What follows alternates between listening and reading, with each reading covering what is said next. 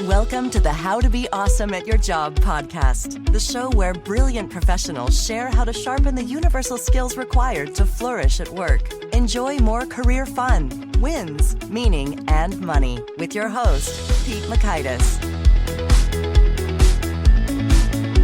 Hello, and thanks for joining us here for episode 548 with Davina Stanley. Davina's going to share how to get super clear with your communications. You'll learn 1, why so many presentations miss the mark. 2, the 3-step so what strategy. And 3, 7 storyline patterns and when to use them in your presentations. So if you want to check out the show notes or the transcript or the links to albums we've referenced, it's over at awesomeatyourjob.com/ep548. And here's Davina's story. Davina Stanley has helped professionals communicate complex ideas clearly for more than 20 years. She offers a structured go-to process that helps people think through their messaging so their good ideas get the traction they deserve. She started coaching others when she joined McKinsey's Hong Kong office as a communication specialist and has continued to help professionals of all stripes across many countries since then. More recently, she, along with her business partner, have published their first book, The So What Strategy, which offers the 7 most commonly used storyline patterns they see professionals use at work. Big thanks to Davina for sharing her wisdom with us, and big thanks to our sponsors. Check them out. One sponsor to check out is Harvard Business Review. This brilliant magazine, published at hbr.org, is the leading destination for smart management thinking. Fun fact, HBR has been mentioned in 108 episodes of the show. That's because HBR has great stuff that comes up often. They've got explainer videos, podcasts, real-world case studies, and much more. I think of HBR each night that I put on my special orange glasses. Their article, Will Blue Light Glasses Improve Your Sleep?, revealed that those who wore them reported better sleep and a 7% improvement in work performance as compared to those who wore the sham glasses. So I cite HBR anytime anyone tells me that I look silly wearing them. Now, much of HBR's content is available for free when you sign up at their site. Subscriptions that get you unlimited content cost $10 a month. If you visit hbr.org/subscriptions and enter the promo code AWESOME, you can save 10% off of that subscription. Again, to save 10% off of your HBR subscription, go to www.hbr.org/subscriptions and enter the promo code AWESOME. And big thanks to our sponsor, Acorns. Acorns makes it easy to start automatically saving and investing for your future. You don't need a lot of money or expertise to invest with Acorns. In fact, you can get started with just your spare change. Acorns recommends an expert-built portfolio that fits you and your money goals, then automatically invests your money for you. NerdWallet.com, whom I love on these sorts of matters, gives Acorns a whopping 4.7 stars and says, quote, if you want to make the most of your spare change, there's no better place to do that than Acorns. Head to acorns.com/awesome or download the Acorns app to start saving and investing for your future today. And we got a legal disclaimer here. It may not be representative of all clients. Tier 1 compensation provided. Compensation provides an incentive to positively promote Acorns. View important disclosures at acorns.com/awesome. Investing involves risk, including the loss of principal. Please consider your objectives, risk tolerance, and Acorns' fees before investing. Acorns Advisors LLC, Acorns, is an SEC-registered investment advisor. Brokerage services are provided to clients of Acorns by Acorns Securities LLC, member FINRA/SIPC. For more information, visit acorns.com. Davina, thanks so much for joining us here on the How to Be Awesome at Your Job podcast. My pleasure, Pete. Lovely to be with you. Well, I'm excited to dig into your wisdom, but first I wanted to hear a bit. Your career has had some interesting turns, and it started with potato farming in Australia. What's the story here? It did. I grew up on a potato farm, actually, and in the country. And the beauty of that is that you have to constantly solve problems without having the resources that you need. And so it was just a really great place to grow up, but a really big contrast to where I ended up. So I ended up marrying someone who wanted to live overseas, and he wanted to be a banker. So we lived in Hong Kong, New York, Tokyo, Hong Kong, and then back to Australia again. So we have been not quite everywhere, but a lot of places, which is, quite different to the sort of life that I started out with. So fun. Well, if you live on a potato farm, does that mean you eat potatoes all the time? Because I love potatoes. Well, at the moment, I do too. But I'm a bit conflicted because at the moment, I don't eat a lot of carb at all. So I don't know. I haven't told my dad that, though. I think he'd be thoroughly mortified. I think he'd be devastated. Well, make sure he doesn't listen. we grew up on a diet of Sunday nights testing the load before it went to the potato chip factory. So dinner on a Sunday night, particularly during winter, was potato chips and donuts because you had the oil out, right? So It's a bit different to what I do now. Potato chips and donuts. Jam donuts. Oh man, as a child, it's a dream come true. We thought that. We just had to look at the potatoes, the chips, and make sure, or fries, you probably call them, and make sure that there was no green or black bits, just there was too much sugar in them. That was our job. Oh, interesting. Okay. Test them. You see, that was the whole point. It was not just, cheap food or bribery for the children. It was actually, there was a method. Yeah. Mm-hmm. Are they still good to send to the factory? Certainly. Oh, well, that's cool. And that's fun. And I remain a huge potato enthusiast, as well as a communications enthusiast, which is your cup of tea nowadays and really for more than 20 years here. So you worked at McKinsey as a communications specialist. Can you tell us what does that mean and what are you doing now? So as a communications specialist, my job was to be all across a technique called structured thinking that we used particularly in our role in a communication setting. So we used a very structured approach to either help consultants come up with the stories that they needed to tell their clients. Perhaps it was an update. Perhaps it was the strategy at the end of a piece of communication, or also when working directly with clients, we would sometimes go in and be embedded in a team and work with a client to develop a communication strategy. So we would be using those techniques to help consultants engage and really communicate complex information to any kind of audience that they needed to communicate to. So we were internal consultants to the consultants, really. Right. Yeah. Consulting consultants on how to consult. Yeah, well, a little bit. Exactly. And look, it was really fun. It was really challenging. And so I worked there for a few years in the Hong Kong office. And then my husband and I moved to New York, and I was offered a full-time position there, but it was full-time or no time. And I arrived 6 months pregnant with a 1-year-old on my hip. So I decided maybe that was a good time to take a break. So I took a bit of a break and we renovated a house and so on.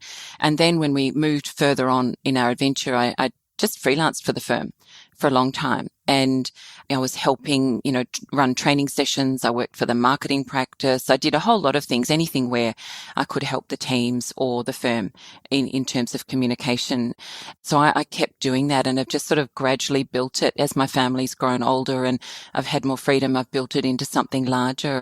So that is fascinating. And I want to hear when it comes to, McKinsey consultants are amongst the smartest professionals in their way or our way. I'm a former Bainey, so, we share some, we some do. of the brain we share parts. A bit of a passion here around the structure, I think.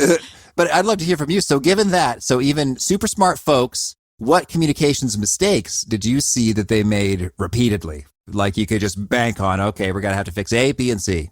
All right. There's a few things. I think firstly, it's spending a lot of time on the analysis, and you should spend a lot of time on the analysis, but leaving that a bit too long and allowing too little time to prepare the communication, so that there's the risk that all these great ideas you've got don't translate to the audience. So finding a way to perhaps marry the analysis together with the communication planning, or just allow a bit more time to really think through the messaging and synthesize.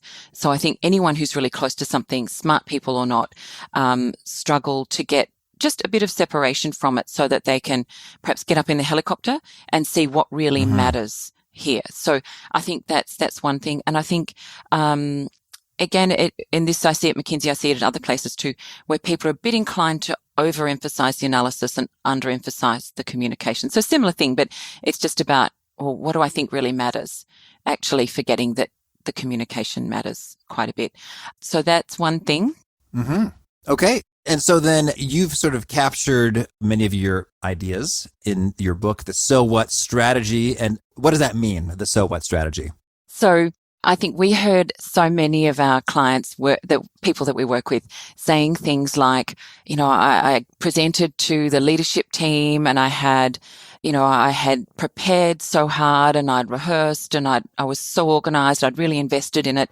And I went and I presented, and then at the very end, the CEO or the leader turned around and said, well, so are we in good shape?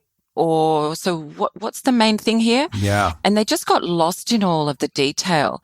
And I think there's something there that we saw happening time and time again, and people just didn't really know how to go about distilling the messages. And yet when Jared, my business partner, and I would work on something together, we'd be listening to someone telling us their story, and we were talking with each other, and we realized, well, it's pretty obvious, isn't it? It's that one or it's that one. It's this pattern. It looks like that or it looks like that. It's pretty quick for us to come up with a skeleton. Mm-hmm.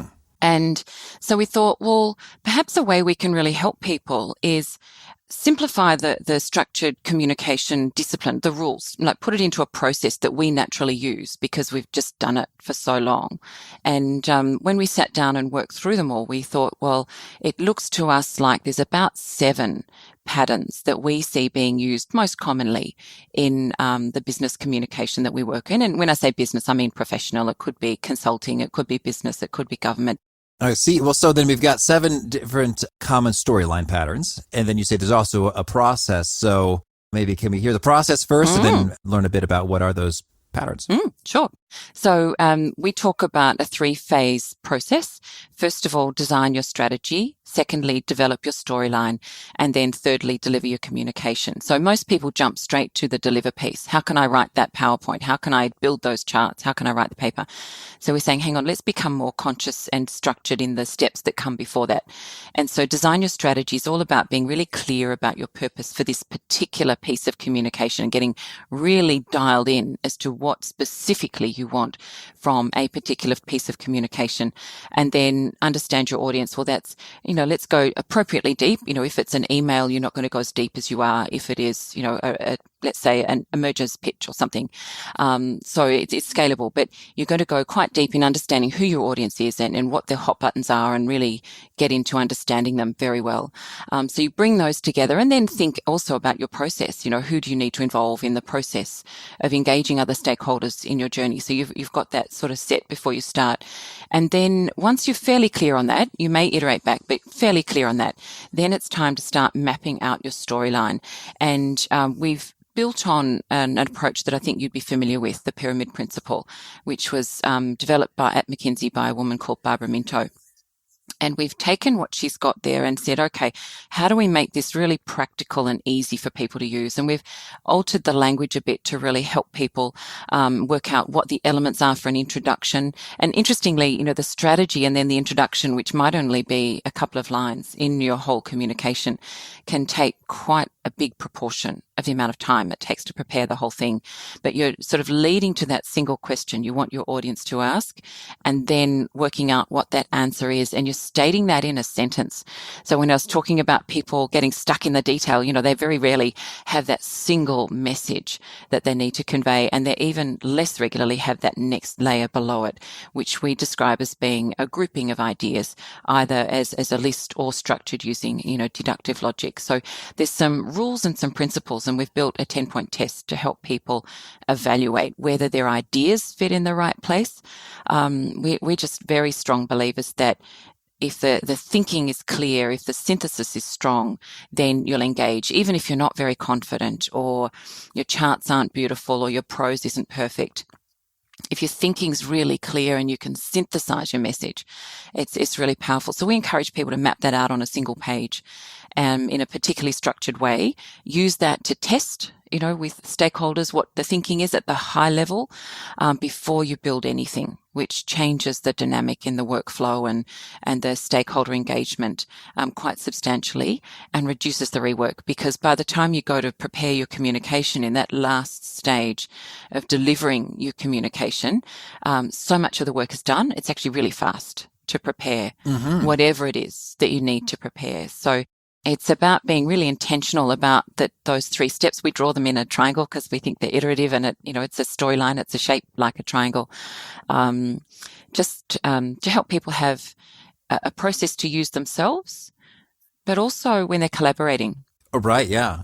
So while you're on your one page, at the top we have the question we want them to be asking, and then the answer to that question. We have even a tiny bit before that, we have the introduction, which we call the context and the trigger. Mm-hmm. And that leads to that single question, and then the main message, and then the supporting argument underneath. Yeah. Okay. And so then do you have a particular recommendation in terms of just how many supporting arguments do you want? Is there too few, too many? What do you say? Absolutely. 2 to 5. Okay. So never just one.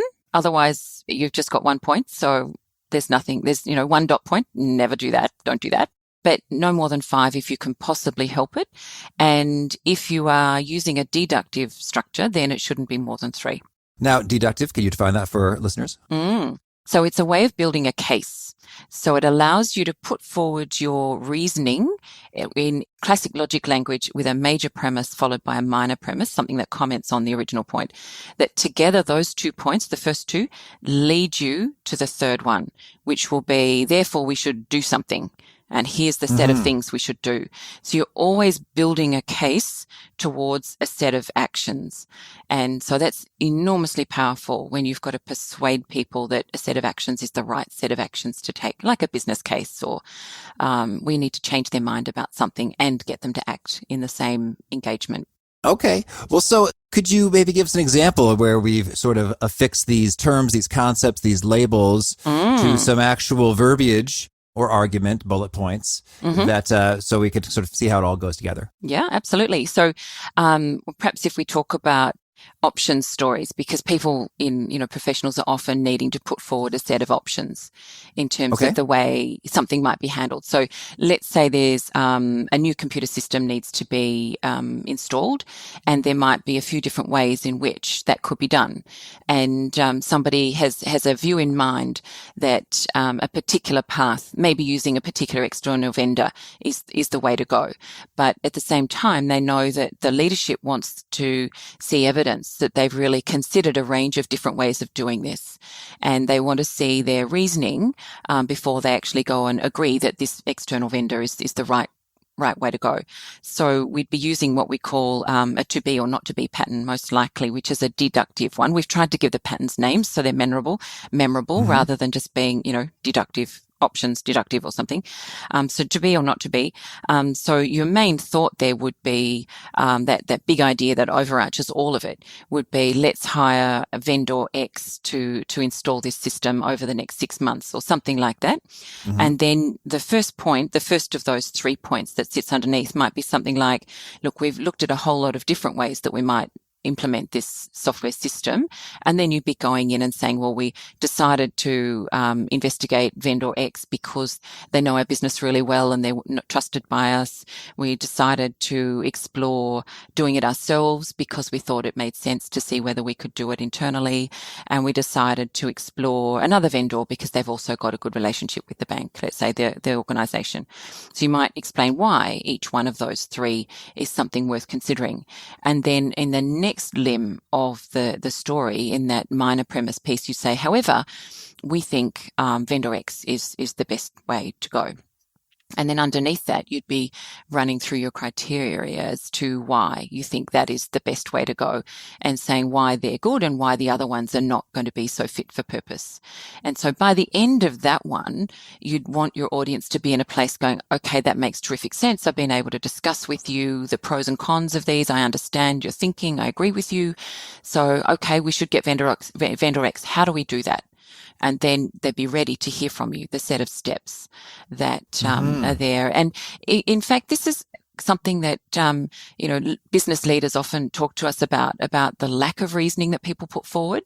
They very often go straight to, and you asked earlier about what some of the challenges that I see consultants and others experiencing. And one of those would be the lack of why. All right. And, not building the case, just saying, hey, we should have vendor X and here's how we should do it. Like, that's just your opinion, or you just like the guy over there at vendor X? You think he's funny? Yeah. What are you working with there? Yeah. Is he your brother-in-law? I mean, why?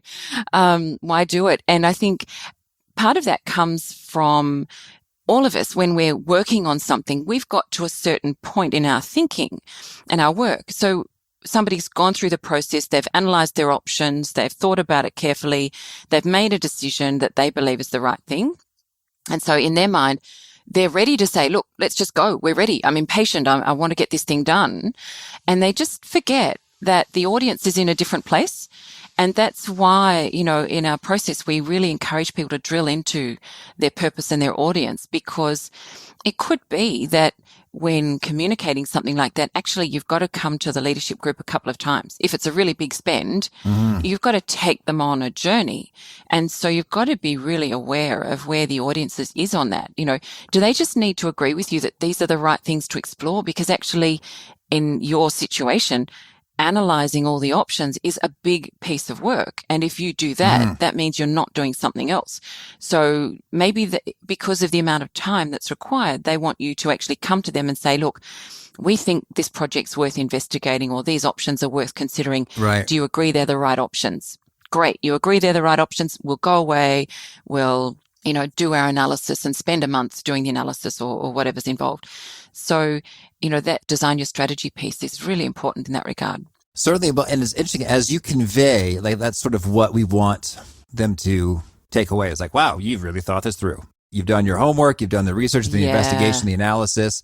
And it's funny, as I'm imagining you telling this story with slides, it's like, I would love to see, I don't know, like a funnel or something, which is just like, hey, you know what? We looked at 34 potential vendors, like, oh, damn, that's a lot of potential vendors, and we subjected them to these 5 key criteria. And really only 2 are worth looking at any further. It's like, all right, I'm convinced you've done some legwork, and now I'm intrigued. Tell me about these 2 vendors that are pushing all the right buttons. Exactly. So you would use a very different structure for your story when you go into that initial conversation about, hey, let's explore these options versus let's implement, the recommendations. So that's where the patterns come into play too. And we've put them on a handy little card, actually, where we've got the 7, and it's on the centerfold in the book so that you can see them all on the one page. And what we find people doing is knowing they've got to do a piece of communication that matters enough to really think hard about it. And then, open it up and just look at the different options. Just looking at the patterns, I think, helps them say, well, it could be that or it could be that. And it gives them a place to start. And it also helps frame their thinking. So, it's like that situation I relayed where we came up with the name, so what, so what, what does this mean? You don't want to be in a position where you are being picked apart by your audience. So when you're presenting something that matters to someone more senior, the last thing I think you want is to have your proposition pulled apart and to be asked to go away because your thinking isn't strong enough. Yeah. So the patterns provide you with a little bit of a framework too to help you think, well, actually, have I thought this through enough? Have I articulated this well enough?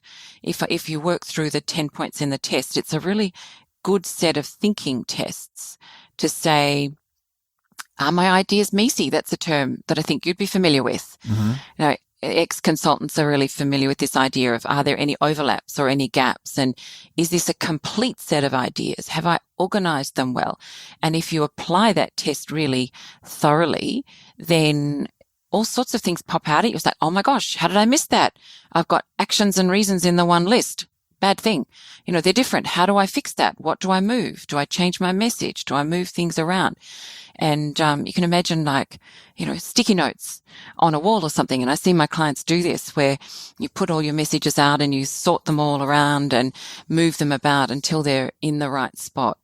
So the patterns give you a bit of a framework for testing your thinking so you don't get caught out. Well, so you mentioned 10 tests for thinking that say, have I done it thoroughly enough? So could you share a couple more with us that tend to frequently yield insight? We talked earlier about having a single question that overarches the whole story, draws your audience in. So if we were to drill into that one particular thing, you'd want that question, which often doesn't appear in the communication, it appears in your preparation, to be the audience's question, not yours, which makes a very big difference to the story that comes underneath. You want it to be one single question. So what does that mean? Well, if you've got the word "and" in it, there's a red flag. Is it really a single idea? So being very precise about, is it the audience's question? Is it the single question we want them to ask us? Is it a single question? Is it really just one, or is it a long set of words with a question mark at the end that's really an amalgamation of a whole lot of different things? Is it really just one? Have we distilled the highest level question that we can then answer in a single sentence that will frame the whole story, not just part of it, but all of it? So getting quite disciplined about that, it pushes the thinking. And I don't know about you, but when I started working in this environment, I came from a creative environment. I was a kindergarten art teacher of all things. I suspect I'm the only kindergarten teacher ever to be hired by McKinsey, but I stand to be corrected. I'd like to meet you if you're someone else who's also had that path. So I learnt about communicating in a fairly creative way. So I learnt from an Australian children's author, a woman called Mem Fox, who has written the most stunning children's books. I don't know if you have children or not, but if you do, hunt down Possum Magic and Wilfred Gordon, MacDonald Partridge. They're two really beautiful children's books. And she's a beautiful writer. And she taught a really creative way of finding the hook and building a story, which was part of what inspired me to transition from teaching into communication. And that sort of, the message of finding the hook is absolutely relevant, but using structure and discipline is quite a different thing. And certainly when I started using it, I found it quite confining. Like there are all these rules and, oh gosh, do I have to obey all of them? That seems a little bit hard and just feels like I've been put in some sort of box. But what I've learned is, by way of that example around the question, is there's such enormous value in constraints and how they push you to think and push you to be creative. So, the creative part of me really rebelled against the structure for quite some time. But once I came to see how liberating it was to actually have a framework to use and how much it pushed me to think and come up with clever solutions, I thought it started to be fun, actually. Cool. All right. Well, so let's have some fun talking about some of these other storyline patterns. So we talked about to be or not to be. Could you give us maybe the 1 minute or less version of how would you define each of these storyline patterns? How would I define them? Yeah, like Action Jackson. What is that? Yeah, Action Jackson. That's an action plan. So it's where you have an overall idea and then a set of steps that you're going to take. So when you're going to have your stand-up in the morning with your team and you're saying, hey, team, here's what we're going to do today, when it's not controversial, Action Jackson's the one to use. So a list of 2 to 5 actions that need to be done that are tied together with one overall message. All right. And close the gap. Close the gap. That's a fantastic one when you need to help people think differently about something. So it's a deductive structure. So it's got a similar overall archetype to the to be or not to be that we talked about before. And that's for going to a situation where you need to educate your audience about how something works, perhaps in the new world. Perhaps some regulations have changed or the environment's changed. There's something they don't know that you need them to understand before they can accept your recommendations. So maybe success requires us to meet these criteria. However, we only meet some of them. So we've got to close the gap. We've got to meet the rest. Okay. Yeah. I like it. And the Houston, we have a problem. Oh, this one is Jared's favorite, and he particularly loved working with a whole lot of bankers in Houston last year. Teaching. They really loved that it was named after them. This is Houston, we have a problem. And let me first begin with where not to use Houston. When you're communicating with someone who created the problem, find another way to tell the story. Just saying. So this one is fantastic when you need to educate your audience about the nature of a problem that exists. And so, hey, people, here, this is a real problem. And, convince them that it's a problem. However, we've found the cause. So, and then you can talk through what caused the problem. Therefore, let's fix the cause. So it's a really proactive story. Okay. And the pitch. The pitch. This one is fantastic for proposals and business cases too, where you're putting forward a pitch to say, hey, here's a great idea that you should implement. You should hire us if you're a consultant, or you should, implement this new system or do this way. And then what you're doing underneath that is coming up with a list of reasons why that's a really great thing to do. And so in the book, we talk about 4 reasons, which I'll quickly run through because I think they're useful for people. Firstly, we understand the problem. problem. Secondly, we've got a great solution. Thirdly, we can deliver a solution to it, a result that's talking about why you're the right people. And then you can manage the risks, because it's always important to cover off on that. So that's a brilliant one for a classic consulting pitch, but also for recommending something that ought to be done. Okay. And how about the traffic light? Traffic light's brilliant for updates. So I think that's a really common one. And it's really tempting for people to say, hey, we've been really busy. Here's a long list of stuff we've done. And leaders that I talk to really dislike that. So using traffic light gives you a way of pretty simply grouping and sorting the ideas so that you can come up with an overall message. And, for example, if it's good news, overall we're on track. Great. Why is that? Well, we've done all these things. We've started this and we've got a plan for these. And, when someone goes in to put forward an update, let's say, and they're talking to their boss, the bosses will say to me, look, I love hearing what's going on in my teams. I know they want lots of airtime because they really want me to know exactly what's going on in their world. But there are times when I just haven't got time for that. If they can come in with that single message, everything's really good, they'll just say, thank you so much. Love your work. See you later. And by organizing the ideas into a structure like that, you have the freedom so that when your audience doesn't have time to hear the whole story, you can still get that big idea across. Whereas if you haven't distilled the messages, the classic thing where you're given half an hour or an hour to present and, you're a part of one of those revolving door days, maybe a steering committee sort of day or a board day or something like that. And, person one comes in and then person two and person three and all these different people come in and present to a group. And so during the day, the time gets lost. And so you perhaps thought you had 45 minutes. Suddenly you've got 5 minutes. So by having everything mapped out in a structure with a hierarchy like that, you can still get away with presenting because you've got the ideas. You don't need to take them through all of the detail before you get to the big point. And the watch out story. Watch out story. This one is fantastic when there is trouble ahead. So you can imagine a ship sailing towards some rocks and people need to know where the rocks are. But at the same time, it gives you an opportunity to give the good news first, which is always nice. If you can genuinely give good news first, you want to do that. So, we've been going really well. However, there are some risks ahead. Therefore, we should meet those risks. We should change course or do whatever we need to do to address those. Okay. Well, so that's helpful as I'm sort of thinking about each of these, and I'd love to get your view.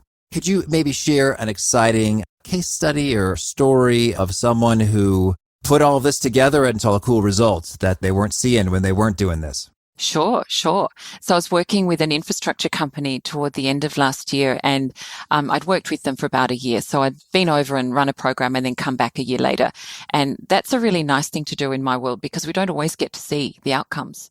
We sometimes people will tell us or they'll just say that was great, but they won't necessarily give us the concrete results. So in this case, I was working with a group of people for the second time just to give them a refresher. And a woman called Rebecca came in and said, we said, how's it all been going? And she said, well, by changing, preparing the board papers that we need to prepare, and we do them every month for our area, and they're about leasing and finding opportunities, retail opportunities in an airport. And so she'd been preparing papers which might say we should do a deal with this sort of retailer so that they should come and have shops in our airport or that sort of thing. And the team had been spending a lot of time preparing their reports, but making that single change, which was to prepare a story using the one-pager, get the one-pager right, check it, test it first, and then prepare the paper later. By doing that, she said to me they cut the amount of time taken to prepare those papers by 60%. That's 60. So that was pretty exciting. Now, during that 12 months, she'd used a number of different stories, but the pitch, I think, was her favorite. Because she was often putting up a story that would say something like, that was pretty straightforward, that was something like, we should get this book retailer in into our buildings. And well, why is that? Well, they understand our business. They've got a great fit for the people who travel through our spaces. Not we can deliver, they can deliver, and, we can manage the risks involved with bringing them in. So, that was a really helpful one for her. Mm-hmm. Well, so that is really cool. And I love saving 60% of time on doing anything. So that is cool. Well, it just stops you doing the boring stuff, the frustrating stuff. Certainly. I think that's the thing that I like, because it makes you feel so much better about your job. Mm-hmm. And I think maybe one of my last questions here is, when we talk about sort of the supporting reasons and evidence, Mm-hmm. I think often I see a big difference between how smart I judge someone to be, fair or unfair, I don't know, if they give me excellent evidence versus not excellent evidence. So for example, I was looking at like an insurance policy and I said, wait a second, in this language, it kind of makes it sound like you could weasel out of anything, because anything could be an alleged breach of an implied contract. Like, isn't that anything in the world? Mm-hmm. So like, and then they say, well, and their response was, oh, no one's ever raised that before. It's like, well, that's not compelling evidence that you pay out claims. You're not going to leave me in high and dry. Or they'll say, well, hey, we have a great financial rating. I was like, well, that's just about your assets versus your liabilities. It doesn't have anything to do with customer satisfaction or your actual record. And so I was like trying to help him out. I was like, I'm trying to give you money. I want this insurance. Like, could you show me this or this or this? And I had to find for myself, like, how they were rated by the National or North American Insurance something organization. It's like, oh, okay. So, you actually have fewer complaints than others. So that's not bad. Anyway, so I don't know. That's my rant. It's like, I ask a question and instead of getting excellent evidence, I get sort of wimpy evidence. So what makes the difference? And how can we give awesome supporting reasons? Yeah, I think the key is to keep asking a question. So if you have a list of reasons, so let's take your example about insurance. How do you do that? So firstly, look at an idea that you're putting up. We provide storm insurance. Okay, well, how do you provide storm insurance? Ask yourself a question that naturally poses, and then answer it. And then if you build it out like a tree, it's easy to see what sits where underneath. So we provide storm insurance, very relevant in Australia at the moment. Well, how do you do that? Well, we offer this kind and that kind and that kind. Well, okay, so within the first one that you've mentioned, how do you do that? So you keep drilling in one question at a time, one cluster at a time, and just make sure there's stuff that really belongs there that genuinely answers that sub-question. So you've got a hierarchy and you keep going down. Don't stick with the platitudes. Make sure you do dig, and make sure that the idea at the top doesn't just say we provide storm insurance, but we provide this kind of storm insurance to this kind of people. Make sure those messages are really specific. Mm-hmm. Yeah, and I think that's probably the name of the game, is to like stop and spend some time and think about it. Because as I was going back and forth with this insurance broker, hey, nice job. He was fast in responding to those emails and gave me like a sentence or two. But it was like, yeah, but that's not really what I want. So ultimately, I went with a different insurer. Wah, wah. That's what's at stake. Well, you know what? I had the very same conversation with my insurance provider yesterday, and I went and got another quote. So I'm completely on the same page as you there. But I think being specific, but also, your point there about avoiding, and I see this being a real challenge in corporates now, where Slack and these messaging services are being used a lot. It's this constant flick, flick, flick, flick, flick, rather than hang on, stop a sec. What are they really asking here? What's at the heart of that question? Why are they really asking that? And if you can put yourself in their shoes just for a moment, say, actually, I know they're asking that, but that's a symptom of what they really need, and address what they really need while including the symptom, just in case you're wrong. I think, that's part of the game, isn't it? To stop these endless chains of conversation in Slack and email and so on that go off on tangents. Mm-hmm. Well, Davina, tell me, anything else you want to make sure to mention before we shift gears and hear about some of your favorite things? I'd just say that I think people are not natural born communicators very often. I think when they've got complex thing to say, actually it is something that requires practice, but it can be done by anyone. Mm-hmm. All right. So the idea of being a natural born communicator perhaps speaks a bit more to charisma and to presence than it does to delivering something of real value. Okay. Well, now can you share with us a favorite quote, something you find inspiring? Well, I like the one from Picasso, which is all about the idea that you must know the rules before you can break them. And you think of his artwork and how on the surface it looks so not rule-driven. It looks so random in many ways. But, he absolutely understood the rules before he was breaking them so that he could make a comment with it rather than just being random. Mm-hmm. And how about a favorite book? At the moment, I've just finished reading one called The Diamond Hunter. And it's by a woman called Fiona McIntosh, and it was a really beautiful story. But having said that, a business book, my latest favorite business book, is Free to Focus by Michael Hyatt. And that has really changed the way I work and made me a lot more productive, but also a lot more focused on the things that I really enjoy. His concept of a freedom compass and living in the desire zone has made my executive assistant far busier, far more interested in her work. She's got a lot more to do. And it's certainly liberated me to do the stuff that I think is fun. Mm-hmm. And a favorite tool? PowerPoint. Okay. And a favorite habit? Well, I'm going to come back to what I did this morning before our call, actually, and that is to get up early and just allow the day to begin rather than being thrown into it. Mm-hmm. And is there a particular nugget you share that seems to connect and resonate with folks? They quote it back to you often? You know what? It's that concept of designing the strategy. Most of the people that I work with, when I see them later, they'll say that they now spend an awful lot more time thinking about their communication before they deliver it. And that although that feels a bit uncomfortable, it saves them a lot of time. So do that. Think first. Do that. Okay. And if folks want to learn more, get in touch, where'd you point them? Mm-hmm. My website is clarityfirstprogram.com. So that's clarity, the word first, FIRST program.com. Mm-hmm. And do you have a final challenge or call to action for folks looking to be awesome at their jobs? Oh, I do. I'd encourage them to go through their emails and just pick 5 random ones that they've sent in the last week and read them with fresh eyes and ask themselves how quickly their audience can glean the key message. If they write a lot of papers, perhaps pick a paper instead and skim it. And can they get the message in less than a minute, ideally less than 30 seconds? Mm-hmm. See whether that can be done, because in an ideal world, they will be able to.